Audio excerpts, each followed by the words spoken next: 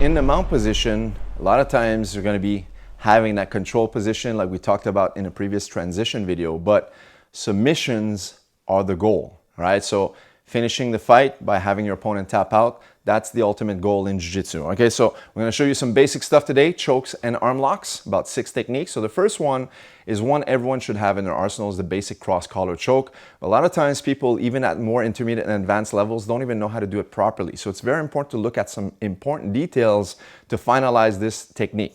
The first thing I wanna do is always create some space so I can insert the first hand, simply because the first hand in all cross-collar chokes is the most important hand. That's one thing you want to remember. So I'll repeat that. That first hand in your collar choke is the most important one. That's the one that's going to finalize the position.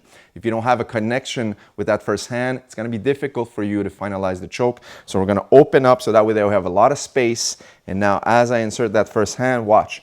Blade of the wrist needs to connect against his neck. So get a close-up on this where you'll see 4 fingers going inside the collar, inside that lapel, but the thumb will remain on the outside. So it's almost like I'm following the path of that rope on the gi. Now once it's here, I'll close nice and tight, and I know I'll feel my opponent flinch where it's like, right? You're almost like squeezing the clavicle. And now you know the wrist bone, the edge of your wrist, right? That blade of the wrist is against the carotid artery. So now you're gonna know you're gonna have a nice tight connection the moment you insert the second hand. And talking about that second hand, what I wanna do is always lean a little bit to the side, because if I stay on this side, that's the side I'm gonna get rolled over.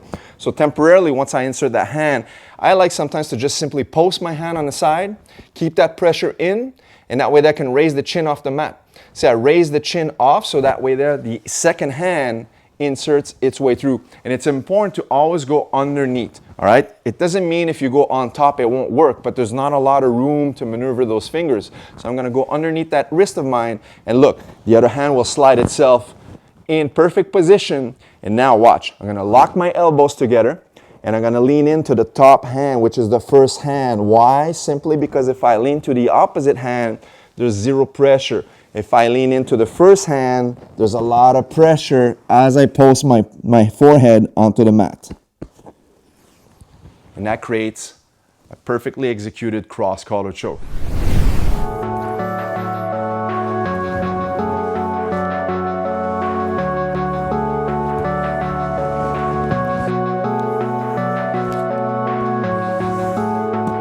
All right, the second position now, as we go in for the first grip, now my opponent posts his palm underneath, so he's blocking the entrance for that second hand.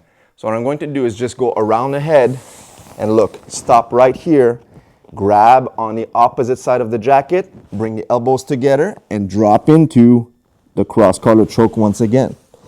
So this I like to refer to as the palm up, palm down collar choke. All right, so here we go. Once again, I'll open the collar up for my first grip from here. Now there's not a lot of space right here. See, he's blocking, he's aware of what I'm trying to do. So I'll just post here for a moment. Look, I'll circle around, use my forearm to push the face into the first grip of the choke, and look, I'll stop right here, grab the cloth, and lean into my cross-collar choke. Next up, we're gonna look at a variation using your sleeve. Okay, so I'm gonna hold his neck just as such, right? Using my bicep and my shoulder to stop his motion so he can't look away. And now look, I'll always ensure this arm is on top of that arm, because it can occur sometimes that your arm is in this position. So remember to bring it on top and use your elbow to take it out of the equation. Now, you have access to your own sleeve here if you notice. So that's what I'm gonna do. I'm gonna put 4 fingers inside my sleeve as opposed to his jacket. And look, my fingers are gonna go in front of his neck, across, and from here, finalize the sleeve choke. All right, so once again, as I control the neck, 1, 2, grab my own sleeve right here, swim my fingers in front of his neck, and watch, I'll bring the hand in this direction so that way they have a perfectly applied sleeve choke.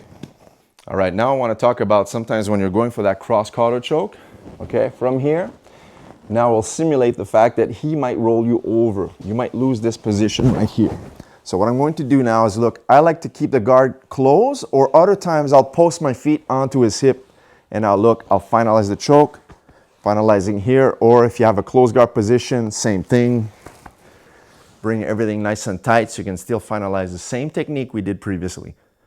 All right, 2 more techniques. These ones are basics. This is the arm bar. So I'm gonna start to push on his chest. He'll push onto my chest, pass his leg, and finalize the first arm lock position one more time.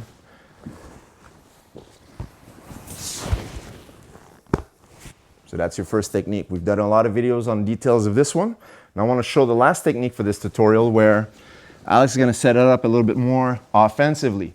So he's going to go for the first technique we did, cross collar grip, right? Making me think he's going to go for the cross collar choke. So I might even start to block here. I might even start to try to trap here so I can roll him over. But the idea is once he sees this elbow come up, he's going to use the other grip, push it across, and now he could slide his leg behind it to support this. Now my elbow is always raised up. That means the armbar opportunity is now present for him. Okay, so now he's gonna grab his gi, open it up with his hand, make some space on his collar, use this and connect it right here. Now it's like he has 3 arms to control 1 arm. Now he's gonna use his free palm, push my face, finalize the initial armbar.